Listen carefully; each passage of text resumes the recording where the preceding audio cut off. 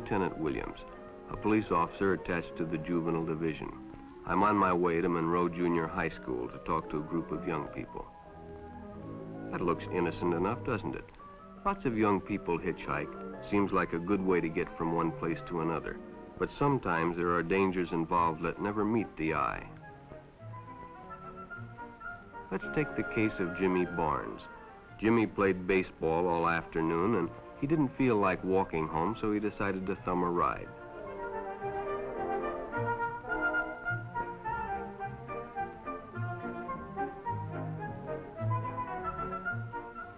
He'd done it 100 times before, and he didn't think anything was unusual when the driver struck up a friendly conversation.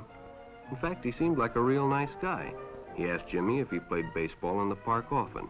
Jimmy told him they practiced 3 times a week and played a rival group on Friday afternoon. The stranger was a good listener, too, and it only seemed minutes before they pulled up in front of Jimmy's house.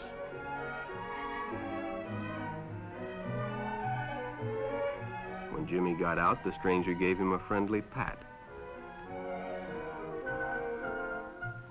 Then he told him he'd see him again, as he always drove by the park on his way home.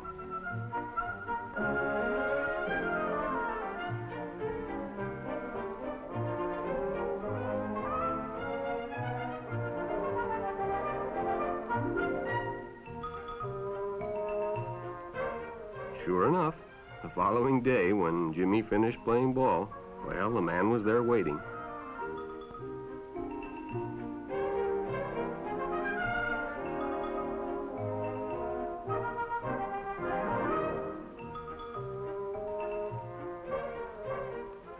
They stopped at a drive-in, and the stranger treated him to a Coke. During their conversation, he told several off-color jokes, but Jimmy had heard others before, and, well, it made him feel big to so easily win the confidence of an older person.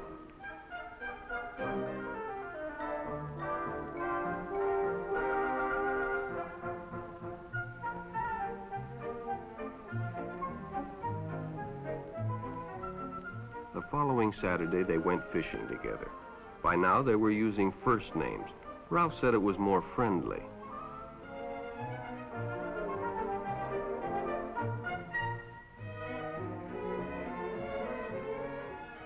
Jimmy hadn't enjoyed himself so much in a long time. Then during lunch, Ralph showed him some pornographic pictures. Jimmy knew he shouldn't be interested, but, well, he was curious. What Jimmy didn't know was that Ralph was sick, a sickness that was not visible like smallpox, but no less dangerous and contagious, a sickness of the mind. You see, Ralph was a homosexual, a person who demands an intimate relationship with members of their own sex. But by now, Jimmy felt a fondness for Ralph, and they continued to go places together. Ralph was generous and took Jimmy many interesting places and did many nice things for him. He bought presents and even gave him money, but payments were expected in return. You see, Jimmy hadn't recognized Ralph's approach soon enough. When Ralph first asked Jimmy to go fishing alone, he should have discussed it with his parents or teacher. Finally, Jimmy told his parents, and they reported it to the juvenile authorities. Ralph was arrested, and Jimmy was released on probation in the custody of his parents. But all homosexuals are not passive. Some resort to violence, as in the case of Mike Merrick.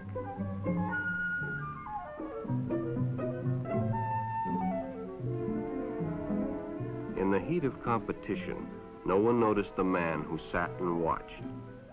And when the game broke up and the others left, Mike decided to stay and practice a little longer.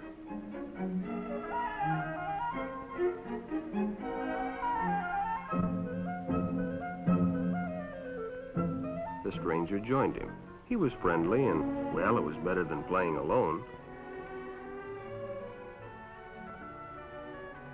But after a few shots, Mike realized he had already overstayed his time and suggested he better leave. The stranger told him if he'd like to stay longer, he'd be glad to drive him home when they finished.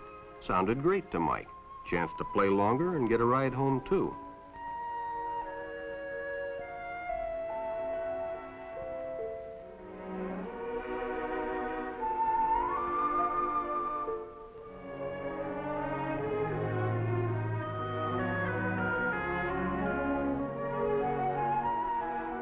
When they finished, the stranger told him he'd make a fine player someday if he got lots of practice. The companionship, the praise, the friendly attitude dispelled any misgivings Mike might have had about going with a stranger. He probably never realized until too late that he was riding in the shadow of death. But sometime that evening, Mike Merrick traded his life for a newspaper headline.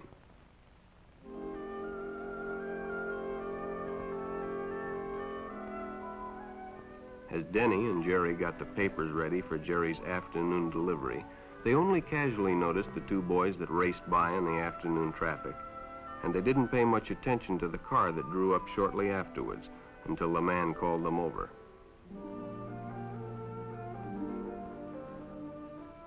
Had two boys been by on bicycles? The boys nodded they had. Could they recognize them if they saw them again? Well, Denny guessed he could. Then hop in, the man said. Those are stolen bikes. Without giving it another thought, Denny got in and the car sped away. Jerry watched. He'd been told many times, if a friend got in a car with a stranger, to write down the license number. It didn't seem to apply, but, well, fortunately, he marked it down.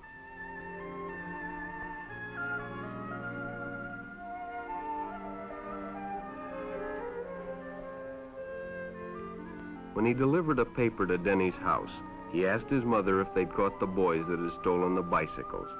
Denny hadn't returned, so he told her the story and gave her the paper with the license number.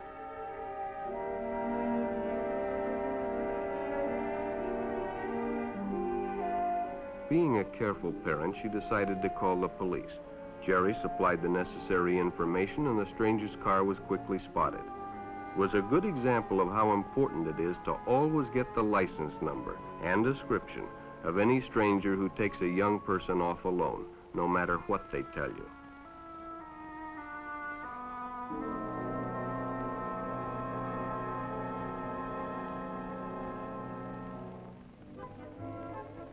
Public restrooms can often be a hangout for the homosexual. Bobby and his friends hadn't noticed the man who had been in the restroom when they changed, and as it was late, he suggested they take the shortcut under the pier, but the others preferred to take the more traveled way home.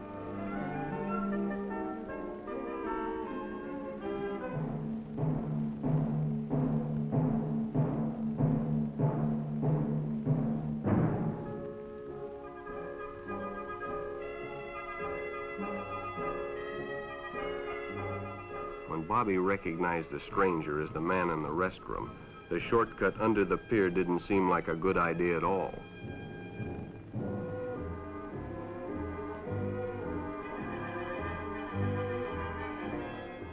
After all, it's more fun to stay with your friends anyway. Bobby had made a wise decision. It may have saved his life. The decision is always yours, and your whole future may depend on making the right one. So no matter where you meet a stranger, be careful if they are too friendly, if they try to win your confidence too quickly, and if they become overly personal.